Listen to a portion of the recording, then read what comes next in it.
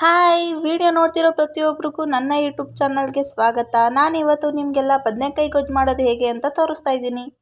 ಈ ಬದನೆಕಾಯಿ ಗೊಜ್ಜು ಮಾಡೋಕ್ಕೆ ಜಾಸ್ತಿ ಇಂಗ್ರೀಡಿಯೆಂಟ್ಸ್ ಅವಶ್ಯಕತೆ ಇಲ್ಲ. ಕೇವಲ ಒಗ್ಗರಣೆಗೆ ಒಂದು ಈರುಳ್ಳಿ, ರುಬ್ಬಿರೋ ಮಸಾಲೆ ಆದರೆ ಸಾಕು. ಮಸಾಲೆ ರುಬ್ಕೊಳ್ಳೋಕ್ಕೆ ಏನೇನು ಹಾಕಿದ್ದೀನಿ ಅಂತ ಒಗ್ಗರಣೆ ಹಾಕುವಾಗ ಹೇಳ್ತೀನಿ, ವಿಡಿಯೋ ನೋಡಿ. ಒಗ್ಗರಣೆಗೆ ಸಾಸಿವೆ ಮತ್ತು ಈರುಳ್ಳಿ ಹಾಕ್ಕೊಂಡು ಫ್ರೈ ಮಾಡ್ಕೊಳ್ಳಿ. ಈರುಳ್ಳಿ ಬಣ್ಣ ಬದಲಾದ್ಮೇಲೆ ಇದಕ್ಕೆ ಬದನೆಕಾಯಿ ಹಾಕ್ಕೋಬೇಕು. ಬದನೆಕಾಯಿನ ಸ್ವಲ್ಪ ಸಣ್ಣದಾಗಿ ಕಟ್ ಮಾಡಿಕೊಂಡ್ರೆ ಒಳ್ಳೆಯದು, ಯಾಕಂದರೆ ಬದನೆಕಾಯಿ ಒಗ್ಗರಣೆಲೇ ಬೇಯೋ ಥರ ಇರಬೇಕು.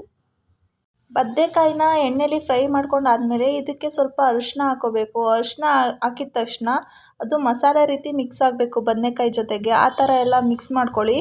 ಮತ್ತು ಅದರಲ್ಲೇ ಸ್ವಲ್ಪ ನೀರು ಬಿಟ್ಕೊಳ್ಳುತ್ತೆ, ಆ ನೀರಲ್ಲೇ ಸ್ವಲ್ಪ ಬದನೆಕಾಯಿ ಬೇಯೋಕ್ಕೆ ಬಿಡಬೇಕು.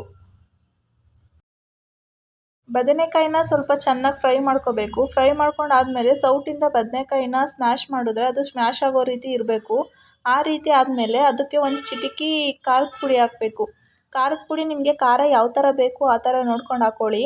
ಖಾರದ ಪುಡಿ ಹಾಕ್ಕೊಂಡು ಮಿಕ್ಸ್ ಮಾಡ್ಕೊಳ್ಳಿ. ಚೆನ್ನಾಗಿ ಮಿಕ್ಸ್ ಮಾಡ್ಕೊಂಡು ಆಗಿದ ನಂತರ ಅದು ಬದನೆಕಾಯಿದು ಖಾರದ ಪುಡಿ ಹಾಕಾದ್ಮೇಲೆ ಹಸಿ ವಾಸನೆ ಎಲ್ಲ ಹೋಗುತ್ತೆ.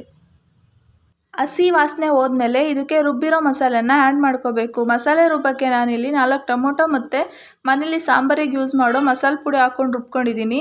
ಈ ಮಸಾಲೆನ ಇದಕ್ಕೆ ಆ್ಯಡ್ ಮಾಡಾದ್ಮೇಲೆ ಇದಕ್ಕೆ ಅಗತ್ಯವಾಗಿ ತಕ್ಕಷ್ಟು ನೀರು ಹಾಕ್ಕೋಬೇಕು. ನೀರು ಎಷ್ಟು ಹಾಕ್ಕೋಬೇಕು ಅಂದರೆ ನಾನಿಲ್ಲಿ ಮಾಡ್ತಿರೋದು ಬದನೆಕಾಯಿ ಗೊಜ್ಜು ಆಗಿರೋದ್ರಿಂದ ಗೊಜ್ಜು ಸ್ವಲ್ಪ ಗಟ್ಟಿಗಿದ್ರೆ ಚೆಂದ.